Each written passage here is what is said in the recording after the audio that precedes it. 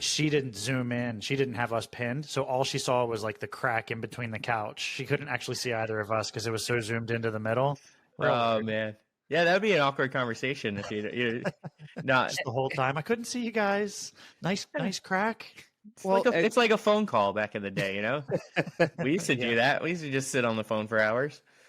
Do you remember like just having the I don't know if you ever did this, but like the ringtones? I couldn't buy like ringtones, so I would record songs and you'd get like a 20-minute clip that was way too fucking loud and choppy. Uh-huh. I love when people would do the answer message and they would like put their name in. You know, they walk up. You see those on Instagram all the time. The reels where people are recording the music. And they're like, "What's up? Yo, it's Steve. Call me back." Well, and I feel like too, I mean, so like my voicemail, I don't have a pre-recorded voicemail. It's the generic whatever came with my iPhone. Mm-hmm. And I'm pretty sure my voice box, like, or my mailbox is always full.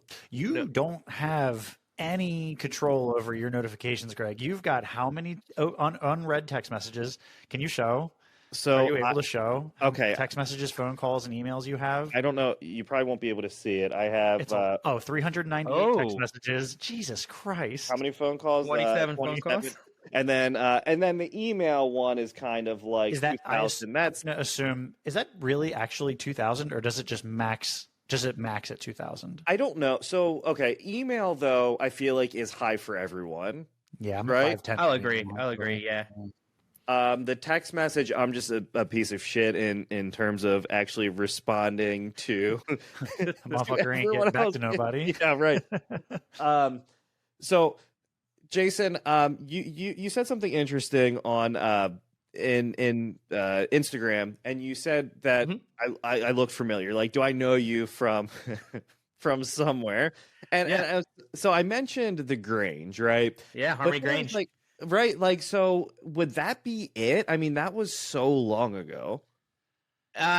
Honestly, like I said, I am awful with names. I'm awful with names. I'm awful with dates. For some reason, I have a really good memory when it comes to faces.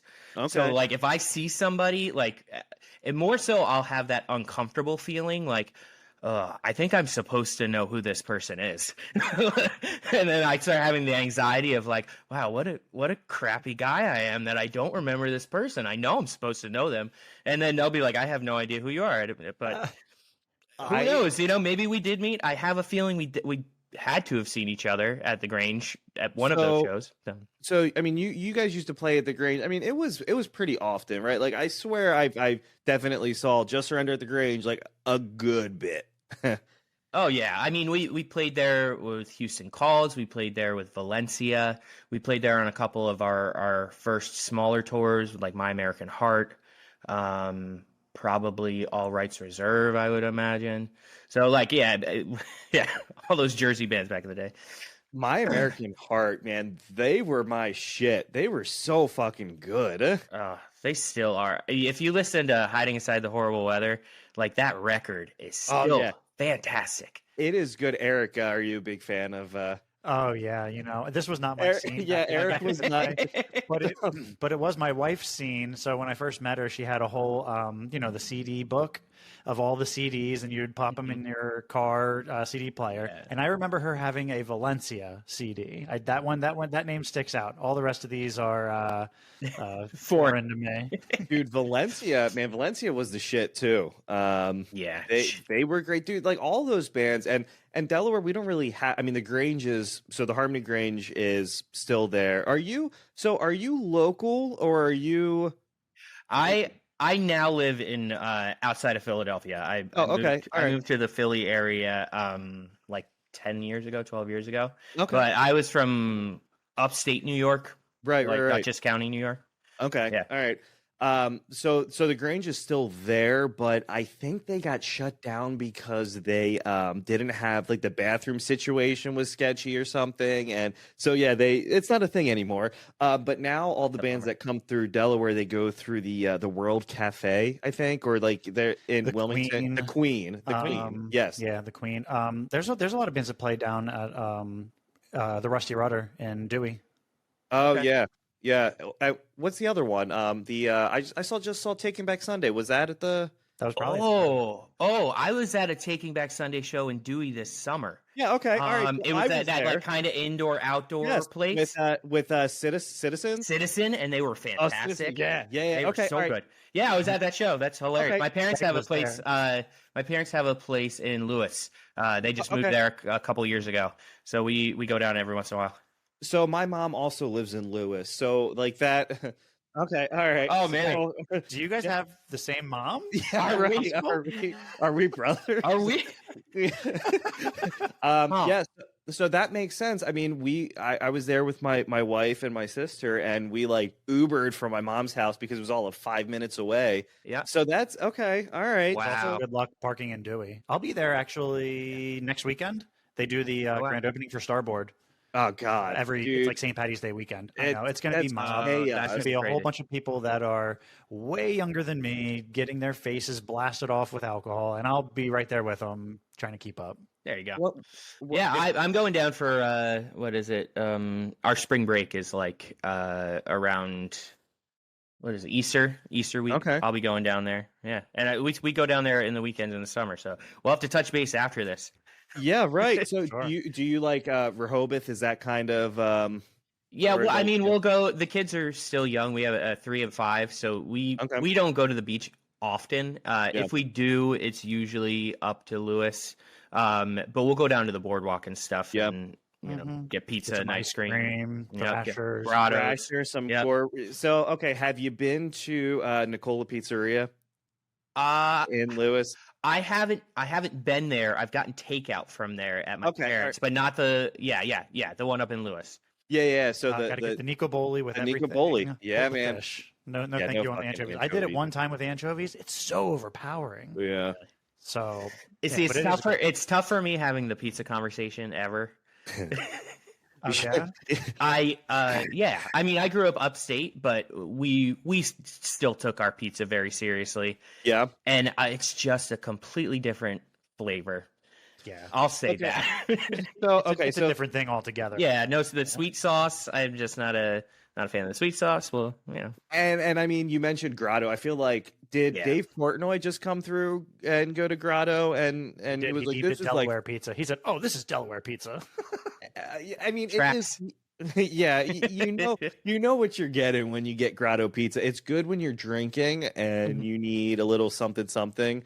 It does the job. It does. My problem was, the first time I ever had it, my wife's family grew up going down the shore down that way, and they loved grottos. Like, it was like, oh, we're going to get grottos on the way home. It's going to be awesome. And I remember being like, oh, this sounds like an experience. I'm intrigued. Let's try. And then I tried it and I was like, okay. Yeah. Yeah. That is pizza. I agree. I mean, I would say it's definitely better than Domino's and Papa John's. Yeah, it's a step above, but different category. I put them in a completely different category. Yeah, you know where I stand on pizza, Greg. It's really hard to mess up a piece of pizza. Dough plus cheese plus sauce is a great thing. Oh man, it's so good. Like, it's just good, right? But then there's some that are way better than others. I agree with that. I think there's no bad pizza, but there is really good pizza, and I wouldn't put Grottos in that category. I would put we have a lot of what are those Joe Corby's pizzas in the fucking freezer. Damn it, we just finished ours actually. Dude, now if I think those pizzas are like bottom tier, sure, in terms of like the Elios. Okay, well, hold on now. No, shut up, Greg. Stop. You cannot put Elios. or like, again, we're talking different categories, though. Yeah, you know? right. How about nostalgia factor? Yeah, Elio's not as good as Totino's pizza rolls. Totino's pizza rolls are the shit, but like, that's not pizza. Yeah, it's got the word pizza. It's got the word pizza in it. But like, there's a Hot Pocket isn't pizza. Right? Yeah, no. You know, it just... Is it a stromboli? It's like calling a hot dog a sandwich, right? It's got you guys bread. See that thing where everything is either a soup, a salad, or a sandwich? Is that what it is? and they say if it can have two pieces of bread, or you could fold the bread over, like a taco is a sandwich, a hot dog would be a sandwich, and a pizza would be a sandwich as well. Then. Yep. Yeah. Got dough, and you could fold it over. There's a whole, I forget exactly what it is. I think salads or casseroles. Like everything falls in this. It's very generalized, and yeah, I think somebody just got real bored and wanted to do some nerdy shit with food. You know what baffles me? We DoorDash dinner tonight, right before this, and the prices on fucking DoorDash are so ridiculously high. I mean, it's got to be like 50% more than just going and picking it up, right? Yeah, I think so. And I feel like that's everywhere. You know, what is your time worth? You know? Yeah, right. Yeah. What is that? Your peace of mind of just like, I don't feel like leaving the house. I don't feel like getting a toddler into a car seat and driving and trying to figure out an iPad while I'm driving so that they can be entertained. And no, I'll just order. Greg, what was my thing for a while? We'd be playing games real late at night, and I would always be like, oh my God, I'm so hungry. And I would just be fidgeting around on the app, building a Wawa hoagie. And then I'd get to the end, and I'd say, oh, a bag of chips. I'd look at it. It would be like $24 for a hoagie, like not even the large hoagie, bag of chips, and like a drink. I said, there's no way. And I would always just cancel it out. Well, because they get you you get the surcharge, you have the tip. You get the like the dasher fee. Dude, it adds up so fast. No, it really is. It's ridiculous. But there's this place, I don't know if you have it around you, called Naz's Halal. And they always have a like get 20% off or buy one, like a BOGO, buy one, get one, free. So it's still worth it, but you're still spending like $30-$40 for two people. It's still expensive. Yeah. You gotta start home cooking, Greg. Yeah, well, or just go there. Yeah, right. That's our weekend thing now. Is we have a couple of places in town that we frequent, and it's we know Sunday kids eat free at the one place. That is fantastic. If we're not drinking and we go for lunch or something, like we can get out of there with a $45 tab for the whole family and be home with leftovers. It is. Yeah, you got to find those go-to spots, I think. The go-to spots, and you can't do the appetizers, and you can't do the alcoholic beverages, because as soon as you factor those in, woo! Mm-hmm. I mean, we went to the Christiana Mall, and we went to the Cheesecake Factory, and it was like $150 for the four of us. So my wife and we have a 5-year-old and a 2-year-old, and like they still got kids meals, and the kids meals were still like $30, $25. Like it's ridiculous. You know what the Christiana Mall just got? P.F. Chang's. P.F. Chang's. I'm ready. Yeah, I'm ready for it. I want to go. I've been to one time. It was pretty good. I've never been to a P.F. Chang's. I don't know that I have either. I mean, isn't it it's just sit down Chinese food, right? It is. Upscale, sure. So Jason, you're a teacher. Yeah. Yep. I know big change from probably where you saw me in 2005, but yeah. So I'm curious, like, is that something that you always wanted to do, or how did that career path happen? So I was growing up. My mom worked at our church, and she was like the religious education coordinator. So she was like the principal of our CCD class. So I would go every week with her and just help set up and make copies, and did like some of the behind the scenes teacher stuff. That it was always like the fun stuff for me when I was a kid. So I kind of. That was always in my the back of my mind, like, oh, I kind of know some stuff about that. She was more managing, a team of people, so it was different. But and then I did summer camps and stuff when I was a kid. I would help out at summer camps and things like that. But I really, during the period where we were in the band, I never thought about it. Not once did I think like, oh, I'm going to be a teacher. My sister's 5 years older than me. And she had kids like right after college. So I was still pretty young and far away from that in my life, but I loved being Uncle Jay. Like that was the best, was getting to go and visit and hang out with my niece and nephew. Yeah. And it was one of those things where like my dad, you know, I don't know if you've had this, but like if my dad makes a comment about something, sticks so much more with me than if anybody else says something to me. So he just in a passing comment would be like, "Man, you're really good with kids, you know?" And then just walk away. That's all it took. I was like, Drop that. yeah. Well, I guess I know You what know I got what? to do for a living. Yeah, I am good with kids. I should do this. Like, so it's one of those things. I don't know. You're always trying to make your dad proud, or you're always trying to find that relationship in some way. So I think that was kind of it. What grade do you teach? First grade. First grade. You are a hero, a savior. It tests the patience. I will say that. I'm sure. I love my kids. Yeah. That might be where that ends. I could not do the same thing, and I appreciate all my kids' teachers so much. That is a I'd hope not a thankless job, but it could use more. No, and you know, nobody gets into teaching to be like, I'm going to make a bunch of money. I'm doing this because I'm going to be set. This is great. Like, I never once thought about that. Like, you do think about the retirement being nice and, you know, the benefits being good, things like that. But no, I knew what I was getting into, and I just wanted to. Honestly, I when I was in Philadelphia, my wife's best friend's mom owns a company called Science Explorers, and they do like after school programs for kids. And I started doing science camps just like after school and to make some money. And it was just so fun. Like it was really, because again, you're there for a limited amount of time. You're engaging with the kids in something that they never get to do. They're having a great time, a blast. And then you get to give them back at the end. You're like, wow, this was a lot of fun. Okay, I'm going to clean up. You guys get out of here.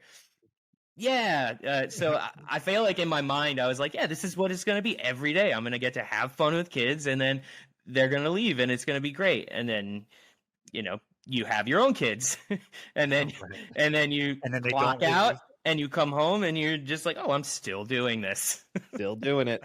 I've got 5 more hours before bed. Yeah, right. Yeah, I feel like, I don't know, like, so my wife teaches 8th grade now, and she taught 9th grade for years before that. And she said the older kids, yeah, they're easier. I can like, oh, really? Yeah, I mean, it was one of those things where I guess like with younger kids, I mean, there are different expectations, you know, just because of the ages. So I think with the older kids, it's a little bit easier. But I don't know if you've experienced this, but she really said that after like the pandemic and after COVID, education as a whole has really just kind of changed. You know, the way that it looks, how it goes. Yeah, I think too. Like we're still playing catch up. I feel like from some of the deficits these kids have from being online for a year, some of them a year and a half. My son, he's 5. He was a COVID baby. Like we didn't, you know, when we saw people until he was about 3, it was, you know, or 2.5. It was in our yard, and it was socially distanced in our yard, like playing. Like he didn't get those same experiences of getting to know kids one-on-one in a school setting. I feel like we're still playing catch up with a lot of that. Yeah, and I don't know. A lot of data driven education has come after that because we're trying to make sure they're catching up, and we're you know, just focusing so much on that you lose sight of some of the other more fun things in the classroom. Yeah, it's definitely changed. My son was entering kindergarten the year, I guess, in 2020, yeah, when it happened.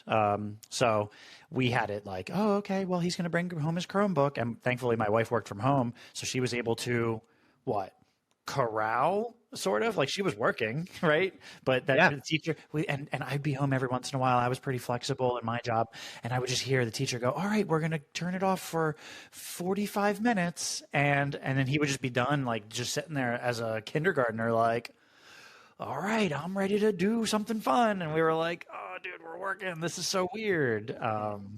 So I've always thought about what you were saying, though, the implications, like what happened. I think he's good now. It's been so long now. I hope that it's not like, I mean, we'll never know, I guess, really what life would have been like if that had never happened. Yeah, they're so resilient and malleable at that age. I mean, they're fine. They're gonna be fine. Everyone's gonna be fine. But from an education standpoint, we were so, I don't know, like all the data coming back was just like, wow, this is awful. Like these kids are coming in not knowing their letter sounds in first grade, and they're supposed to be reading when they get to us. So now we're playing catch up the entire year, trying to get them ready for second grade so that they're not in this huge deficit when we put them into second grade. So then they start falling behind even more. I don't know. It was tough. I don't recommend it for anybody. If you don't live through a pandemic and have to teach through it. That's what I'll say. It's so crazy though, because it feels like it was a lifetime ago, it just, and it wasn't, it was, I mean, but 5 years is still a long time. And I remember Eric and I were in California. So I had 2 free plane tickets in like 2019, and my wife was super pregnant, so she couldn't use them. And so Eric and I flew out to Cali for 3 days, and all you would hear, COVID-19 and it might come to the States, but probably not. And then my daughter was born February 29th, 2020, and we were in the hospital, and they were like, we don't know what's happening, but it's about to get really chaotic and bad. I remember we came to visit you, and we had to this was the first time that I had been in a hospital while this was happening, and we were hand sanitizing, checking in, it was super documented and clean, and they were spraying everything down and wiping everything down. It was eerie. And then 2 weeks later, shoot, we're coming up on it, right? The world, yeah. It was like March 17th or something. Yeah. I remember. What, 5 years ago? Yeah, that's crazy. I know. So it felt like a lifetime ago, and it felt like it took a whole lifetime. I can't even imagine what it was like now, too. Like it's shocking. And so much has changed. Some stuff for the better, like pulling up to Target and having them bring your bags to your car. Oh, yeah. Okay. Yeah, I'll sign up for that for the rest of my life. Okay. Yep. Yeah, I feel like that aspect is amazing. So it wasn't all bad. Our generation too, being the ones that grew up online and are terrible in social situations and have all this social anxiety. At the first little bit of COVID, I was like, this is not so bad. Yeah, this is not so bad. And so, I don't know if you're a gamer, but Eric and I are, and around that time, the Call of Duty Warzone just dropped. So, we were playing that nonstop all the time. Too much. I wish I was. I was a big PlayStation 2 guy back in the day. Okay. This was way back. And when my wife and I first met, it was kind of like, you're not gonna do that all day. And I was like, yeah. And at the time, I was just getting out of the band, and I didn't have a job, so I didn't have a leg to stand on to be like, what? Come on, it's no big deal. So yeah, I kind of just had to concede, and it's fine. Yeah, that's fair. It's for the better now. But I am curious though. So when you're obviously you were in the band and you were younger, right? How old were you when all that happened and your band started? So we were writing, recording, and releasing songs from the age of 14, 15. But as Just Surrender, we changed our name to Just Surrender my senior year of high school. Okay. So that first record came out, I think, the year after, right after graduation. So we had an EP that we self-released under the name of Second Chance when I was a senior in high school. And we sold 5,000 copies of it ourselves. Wow. Oh shit. Okay. Yeah. Right. They're $5 a pop, but it was enough to pay for the van and to get us touring and get everything started. So we were like, oh man, this is happening. This is real. Still in high school. I hadn't even taken my my Regents exam, the end of the year exams yet in New York.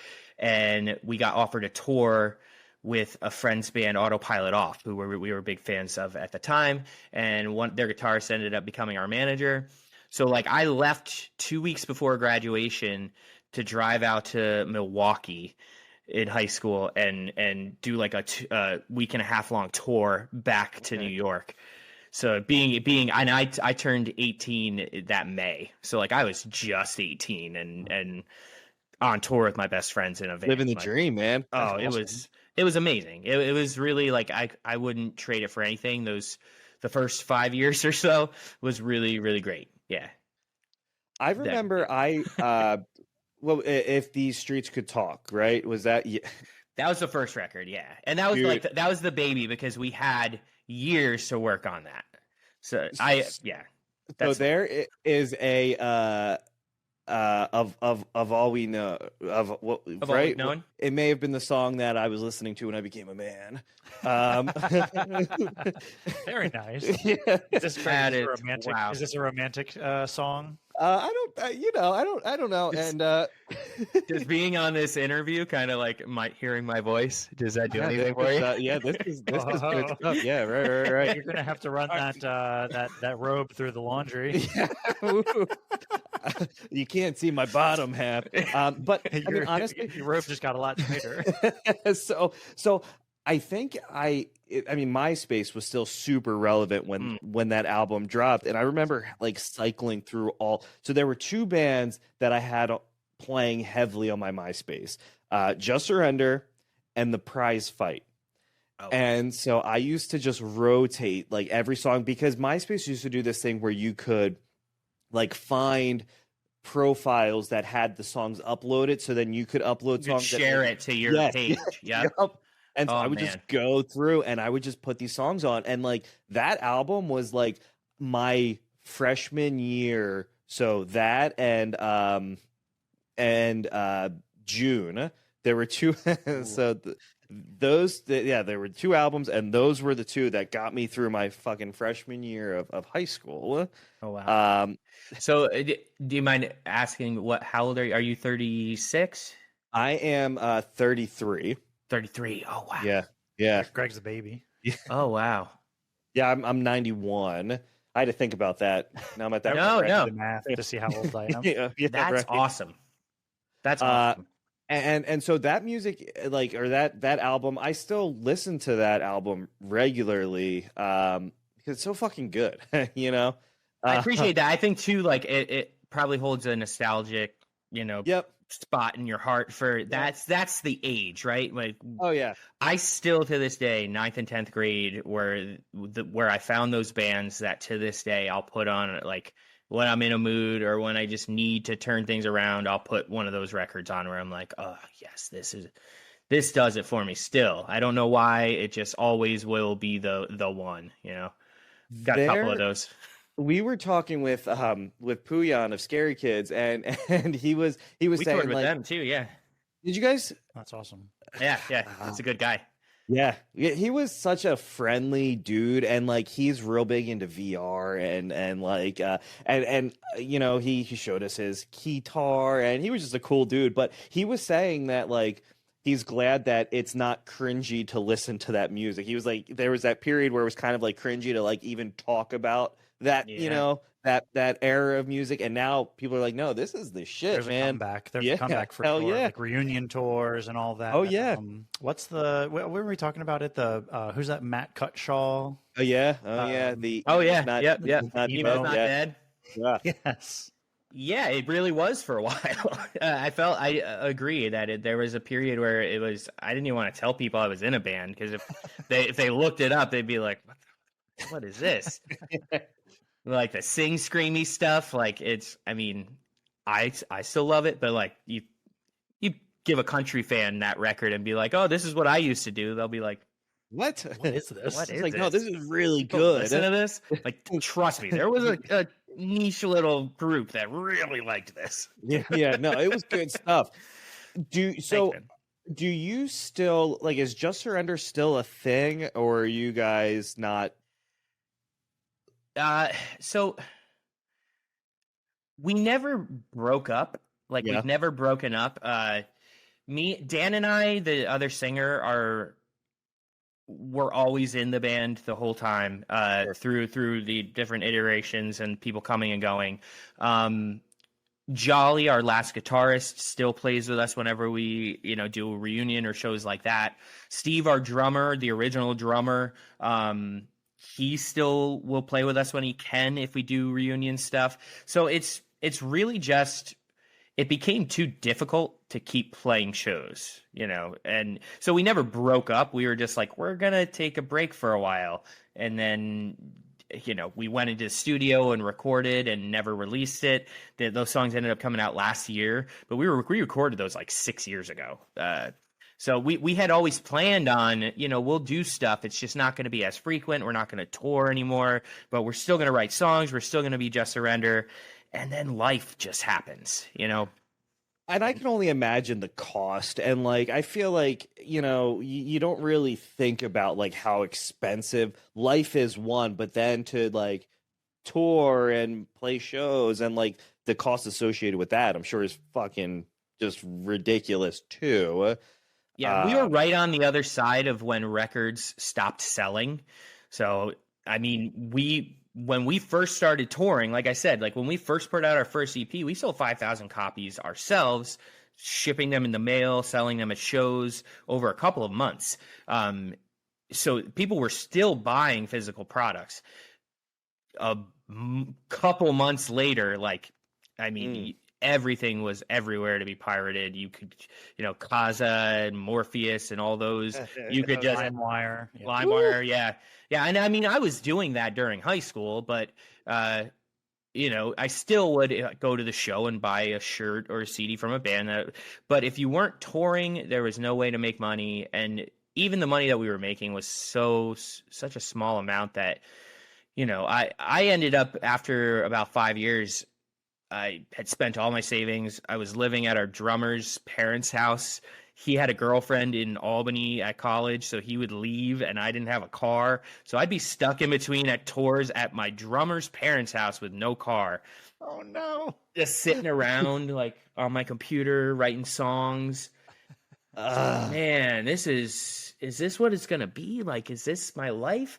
And then, like, it was a rough period. And that was like right before I ended up meeting my now wife, who she lived in Philadelphia. So I would just like walk to the train station, which was like a mile from our drummer's house, get on the train, go to New York City, take a mega bus to Philadelphia, hang out with people that I knew in Philly, met my girlfriend there at the time, my wife now, and just started doing that like as often as I could afford. So is that like kind of is merch really like how bands get from A to B if they're not backed by like a multi, you know, $1 million label? Yeah, that is, I mean, yes, that is the way that bands are making their money. And with the way ticket sales are nowadays, even that is, you have to be a very big band and playing, you know, either arenas or larger cap venues, 3,000 cap venues, to be making a decent living off of, you know, touring. It's not the same as it used to be. We used to, I mean, and inflation has changed everything as well. We used to make $15 a day. I would get $10 a day for food, and then get to the venue, they'd give us another $5 or $10 again, and I could eat all my meals, buy cigarettes and drinks, like whatever I needed for the day. I could live off of that $15, and where I was staying was covered for me. So, you know, whether it be a hotel or a house party or wherever we were ending up that night, everything was reasonably cheap. So if we only made $200 at the show, as long as we had gas money to get to the next show, it was fine, you know. But that gets old after 3-4 years of doing that. And we you know, we did have waves where periods where we were larger and we were playing on awesome tours. We met some incredible people. We got to play with some incredible bands. Like I got to go to the UK with The Audition and another tour with My American Heart in the UK. Like where like every night we'd play an opener set, which was great because it was short, and then I'd get to go and like drink beers and watch some of my favorite bands every night in another country. Like it was incredible. It was great. But then I'd get home, go back on my drummer's parents' couch, be like, all right, when are we getting out of here again? Back to reality, man. But like I'll tell you, when I was at the and you too, when we were at the Taking Back Sunday show, I bought a Citizen shirt, and like the band, they were the ones hustling their shirts. Like they were the ones selling their merch. Working the stand. They were working the stands. So it makes you feel a little bit better too when you're buying something that's going to help you hopefully get to, you know, the next place. Anybody listening who is a music fan, that's the best thing you could possibly do for these younger bands is if you can get out there and buy something directly from them. We don't buy music anymore. Nobody does. But if you can get out and buy a T-shirt or a sticker or anything, the gas prices are insane right now. I can't imagine. I just can't imagine doing it right now. I cannot imagine doing it. Well, you certainly couldn't do it and DoorDash any food that you were going to eat because, as we just said, you'd burn your whole stipend on one meal. They don't even have dollar menus anymore. Yeah, it's ridiculous. I mean, in my day, the dollar menu used to be $1. You could get a McDouble for $1. You sure now could. they're like $3.49. McDouble and a McChicken for like what $2.22 or something like that. Yep. And then I would have my $7.80 left for the rest of the day. Yep. Wait for dinner where I would do this same exact meal. It's fascinating though because like you're on tour and you're eating, essentially like these kind of fast food meals all the time, right? So like, does it ever like take a toll on like do you feel like shit, or is it just like that's just what it is, Honestly, I think that was a huge part of it. The health and mental health, especially. That nobody talked about that. It's become a more open and discussed thing now, and I love that because I would have never. I'm on medications. I'll say that. Like, I wish I was 20 years ago. If I wish somebody had told me that there were things that I could do that would help ease the stress and anxiety that I was going through every day. But yeah, your health. You're eating terrible food. You're drinking every night. You're sleeping, you're getting this big dopamine rush on stage, but then you're depleted and you're feeling empty and drained after that. You wake up the next day really down, and then you're like, I'm going to eat some fast food to make me feel better. I'm going to drink again because that'll give me a little dopamine push before I get on stage. And then you keep doing that cycle over and over and over. And by the end of a month-long tour of doing that, you're just depleted and looking for any ways you can to feel good and happy. And it was crummy. It was shitty, man. Yeah, really was. I think you just basically said like this is how drugs work, almost. Like if you just replace it was a lot of those things that you were doing with just drugs, like get the highs are high and then the lows are low. Wow, that's and then when you're home, you're going through like the withdrawal of. I was getting attention. I was getting dopamine. I was getting, all this positive praise when I was on tour. And then I was coming home and reality sets in and you're alone. You've got nobody. You're waiting to just get out again so you can get that high of being on stage and feeling seen and feeling important again. It was just a rough roller coaster. And I don't think a lot of people on the other side of it realize that that's what these kids were going through, because that's what we were. We were kids. With like all the bands that we're talking about, we were teenagers. We were 18 to in our early 20s, and we were in vans just going through life and with no bumpers, and it was rough. It was rough. It's fascinating that you say that. We were talking with Daniel Rinaldi from Bed Light for Blue Eyes, and he is a big advocate now for the mental health and individuals who were kids in these bands and like kind of suppressing these feelings and kind of keeping it all bottled up. And now I think he's making a big push to work with them, on some of those issues. Yeah, that just sounds fucking rough, man.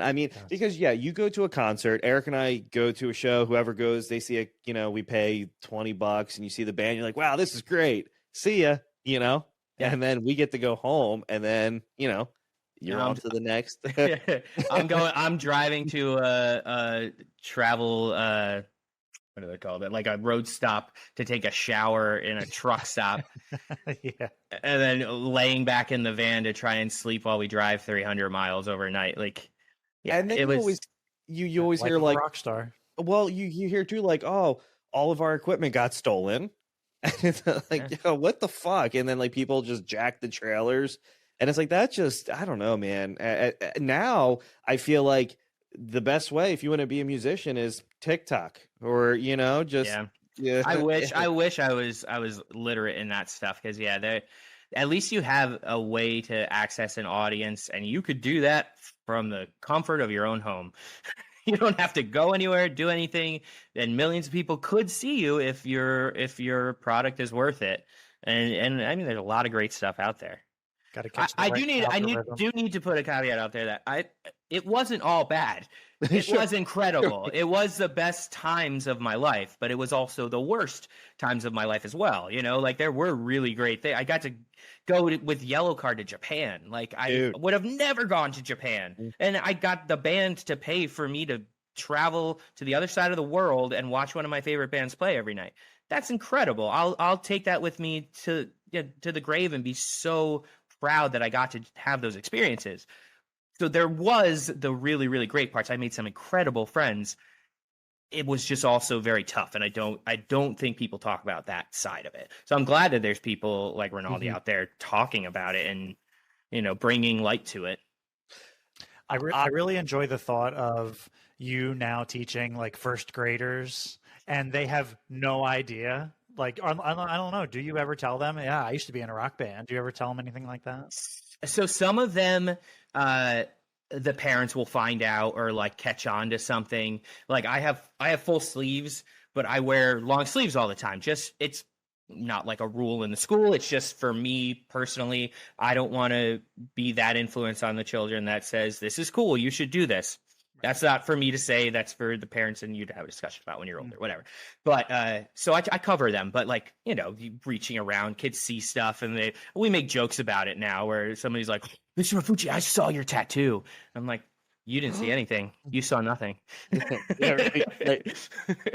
But yeah, I mean, they'll find out about it, and like the parents are usually really cool about it. They're like, "You should bring your guitar in and play for the kids." Like, yeah, that would be great, but it's such a different skill set, and also like none of the topics I was covering are appropriate for 6-year-olds. Right. It's all very inappropriate to sing to children about. Like I said, there were times when, especially in the beginning with that first record, and again, we put a lot of work into that first record. We had years to write it. It was, I mean, this is the cliche of every band. Like you have so much time to work on that first record. We probably wrote 30 songs and scrapped away different stuff, and we would play shows live and be like, oh, that didn't work out, let's scrap that song and write a new one, or keep that chorus that people seem to like and we'll rewrite the rest. We had this time to craft our perfect record in our minds when we were 18, and then you go on tour and you're out on the road and they're like, hey, we need you to write another record and it needs to be out in a year, so you gotta do that while you're on the road, and we're going to give you a month at home to write and record it. It's like, yeah, that's not how it worked. It's not going to be the same thing. Yeah, right. Yeah. I do have to ask though, because I think this is interesting, and tell me if this is true or not. So you released the two songs, what, a couple years ago? Was it? Yeah, it was last year, a little over a year ago, in October of 23. Would it have been October 23? The artwork was done by Bobby. Yeah. So that's also fucking wild. I mean, it just, I guess. Do you know him? Or I do, yeah. So cool. Eric, if you don't know Bobby Calhoun, so he used to be in a band called Centerview. And Centerview was like, when I would go to the Grange, they were like the local band that we all wanted to be, right? Like that was the fucking band. But he posted and he said, I can finally announce I did the artwork for the new Just Surrender release. So that's like I don't know. It's crazy how fucking small world. Yeah. And I met him through Nick from Hit the Lights has a side project called Thief Club that's like one of his main projects now. We did a split with them. With him, I reached out and was like, "Hey, man, I'm in a newer band called With Abandon, and it's smaller. You know, we met a couple of years ago through one of the guys from the Scenic. I don't know if you know that band, but Frank, who played bass in a band called the Scenic, reached out to me and was like, "Hey, do you still sing? I remember you saying you were going to move to Philly. Did that ever happen?" Hadn't talked to him in 5 years. And I was like, "Yeah, I do actually still sing. I haven't played in a band in years, but you know, I've always thought about it." And he was like, "Hey, well, I'm in this band and we wrote a record and we just don't have anybody to sing on it." I was like, "Okay, well, send me the songs." And next thing you know, like I was like, "This is awesome. Like this is cool music. I really want to be a part of this." Ended up, you know, getting in with them, writing some songs. We did a record. We're now working on our second LP. We've put out a couple of singles, and we also did a split. And when we were putting a split together, I reached out to Nick because I knew he had Thief Club and was like, "Hey, would you want to do something together?" Ended up doing that. We got Marky from Glamour Kills to do the artwork for it, if you remember them from back in the day. Yeah. So he did that, and when I was talking to Nick, he was like, "Oh, my friend Bobby does all the artwork for my my songs that I release on Instagram, like all of the individual artwork for this stuff." And I was like, I really like your stuff. That's awesome." Yeah. And I had the idea for the Just Surrender, like Just Surrender's Not Dead or Not Dead Yet, and having it be like a zombie hand coming out of a grave.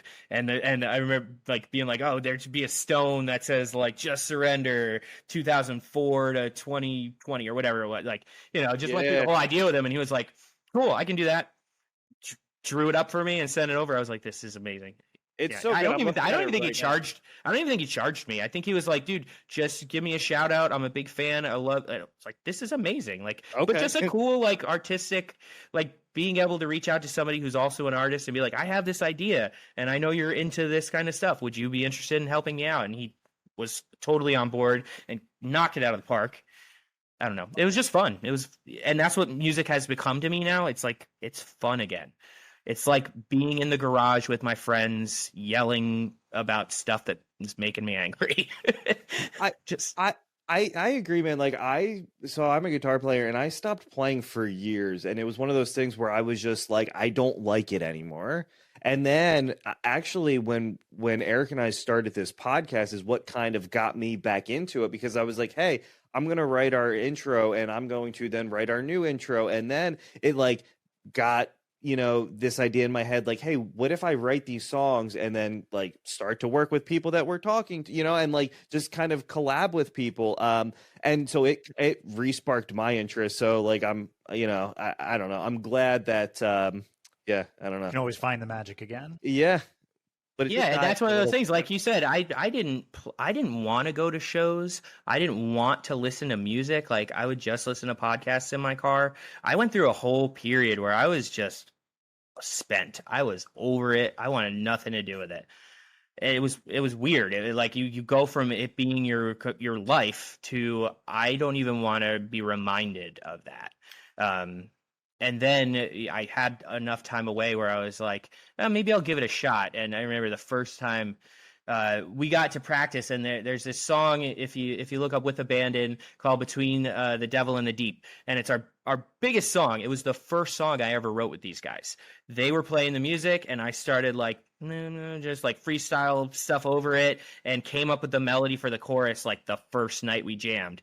And I remember being like, this is cool. Like, this is awesome. I haven't felt this creative in such a long time. It's making me feel like alive again. Like I'm creating again and bringing something into the universe. I don't know. It's corny, but it felt like good again. It felt like I was finally back where I was supposed to be. You had all those creative juices bottled up and pent up for so long. You just, boom, you had it all at once.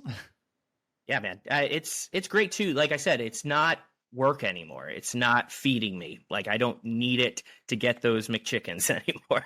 Right. No, I've got a career. I've got a life that's intrinsically, feeds me, and I love it. I love working with the kids. It's great. But also now I can do this for fun once a week. I drive an hour to hang out with my friends and play, and it's awesome. Eric and I have this conversation all the time that, like, so we both work full-time jobs, and I always call this like our second full-time job, but this one is cool because we can do whatever we want. So, like, since we're not getting paid, the expectation is whatever we make it, and like that has been huge for us, because I feel like things start to get a little more challenging when you're relying on, I need this album in this, or I need you to put out X amount of videos in this amount of time. And I sometimes fear, I love video games, right? Wouldn't it be my dream to play video games for a living? I hear people fall out of love with it. Kind of like if you hear a chef doesn't want to go home and cook a meal because they just spent all day cooking at work. So there's something to be said about getting paid for a thing that you love to do after so much time. Or teaching children all day and then going home. I love my kids. I love my kids more than anything. All I've ever wanted was to be a dad. Like I love this part of my life, but it is tough sometimes. You need a vacation every once in a while. Yeah. Man. Well, Jason, thank you for joining us, man. And I know it's kind of late, so thank you for bearing with us. Not a problem, man. And, appreciate it. We'll have to catch up the next time you're in Delaware, man. I'm absolutely all the time, and so we'll have to touch base after this. And sounds good, man. And let me know if you ever need a guest. You guys are scrambling on a Monday night. Give me a call. Right on, man. I'm right down the road. Hop back on again. We can talk Grubhub this time. Hell yeah. Hell yeah. How can people listen? Like, how can they check you out? If you go on Spotify, With Abandon is on Spotify. I believe the website is With Abandon Rock, but you can find us on Facebook, Instagram, all of those with Abandon or With Abandon Rock for the handles. And we're going to be playing in Lancaster the 15th, I think, Saturday. A couple Saturdays coming up. So okay, all right. Free show too if anybody hears and wants to come out. All right, right on. Yeah, man.